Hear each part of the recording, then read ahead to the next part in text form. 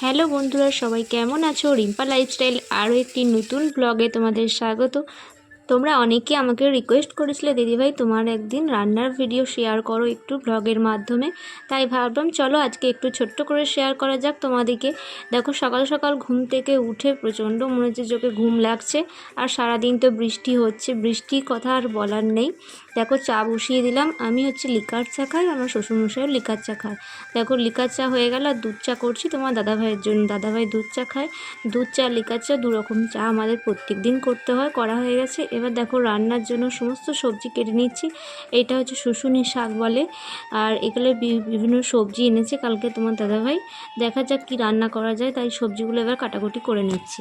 শুশুনি শাকটা দেখো সেদ্ধ করতে বসিয়ে দিলাম, একটু নুন দিয়ে জলটা গরম করে নিয়ে শুশুনি শাকটা সেদ্ধ করতে চাপিয়ে দিলাম।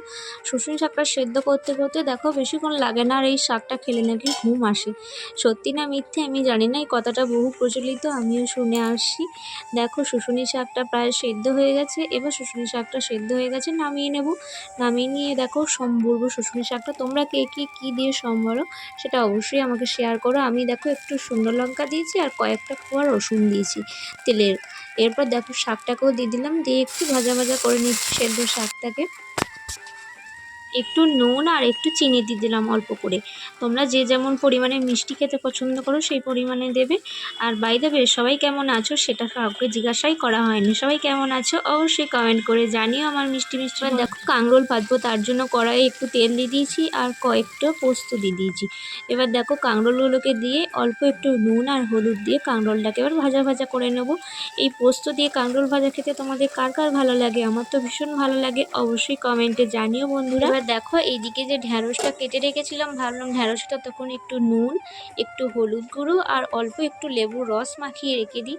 দেখবে ঢ্যাঁড়সের যে প্যালপেলে ভাবটা থাকে, ওই প্যালপেলে ভাবটা লেবুর রস দিলে অনেকটাই কমে যায় ভাজার আগে। দেখো এটা মাখিয়ে বেশ কিছুক্ষণ রেখে দেবো, ততক্ষণে আমার কাঁকরোল ভাজাটাও কমপ্লিট হয়ে যাবে। এবার দেখো কাঁকরোলটা ঢাকা দিয়ে রেখে দিয়েছি। এবার দেখি কাঁকরোলটা ভাজা ভাজা প্রায় হয়ে এসে। মানে আমার মিষ্টি বন্ধুরা তোমরা বলে ফেলো কে কোথা থেকে আমার ভিডিওটা দেখছো, আর ভিডিওটা অবশ্যই স্কিপ করো না, পুরো ভিডিওটা তোমরা দেখতে থাকো। আর যদি ভালো লাগে একটি লাইক করে দিও বন্ধুরা। কাঁকরোল ভাজাটা নামিয়ে নিয়ে এবার ভেন্ডি ভাজাটা চাপিয়ে দিলাম। ভেন্ডিটা একটু ভাজা ভাজা হোক, ততক্ষণে একটা মশলা করে নেবো ভেন্ডির ঝালের জন্য। একটু জিরে গুঁড়ো, একটু ধনে গুঁড়ো, দেখো কিছুটা হলুদ দিলাম পরিমাণে, কিছুটা টমেটো সস, একটু আদাকে গুঁড়ে নিলাম, আর দেখো একটু সর্ষে বাটা দিয়ে দিলাম, দিয়ে একটু জল দিয়ে স্মুথ পেস্ট বানিয়ে দিলাম। দেখো কড়াইয়ে কিছুটা তেল দিয়ে দেখো কয়েকটা পাঁচফোড়ন দিলাম আর দুটো শুকনো লঙ্কা দিয়ে আমি কাঁচা লঙ্কা দিলাম।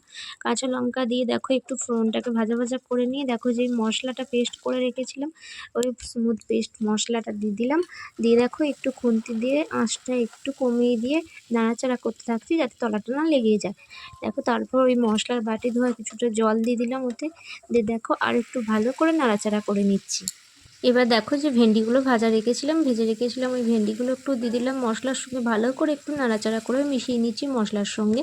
দেখো মিশিয়ে নিয়ে ততক্ষণে এবার একটু জল দিয়ে দেবো।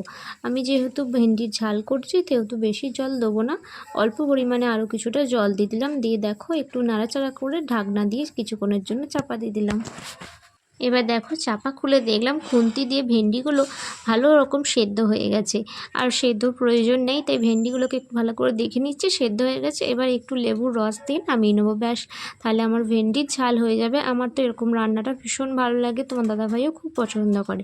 দেখো নামিয়ে নিয়ে এবার আমি বসিয়ে দেবো হচ্ছে মাছ, পুঁটি মাছ। পুঁটি মাছের একটু বাটি চচ্চড়ি করবো। তোমাদের কার কার পুঁটি মাছের বাটি চচ্চড়ি খেতে ভালো লাগে অবশ্যই কমেন্ট করো।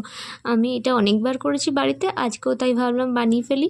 তুমি দেখো কিছুটা কুচনো পেঁয়াজ দিয়ে দিলাম, একটু লেবুর রস দিয়ে দিলাম, আর দেখো ওপর থেকে যেহেতু মাছটায় নুন হলুদ মাখানো ছিল বেশি পরিমাণে নুন হলুদ আর দেবো না, আর একটু সর্ষেটাকে পেস্ট করে নিলাম। এবার সর্ষে পেস্টের মধ্যে সমস্ত মশলা মিশিয়ে নিচ্ছি।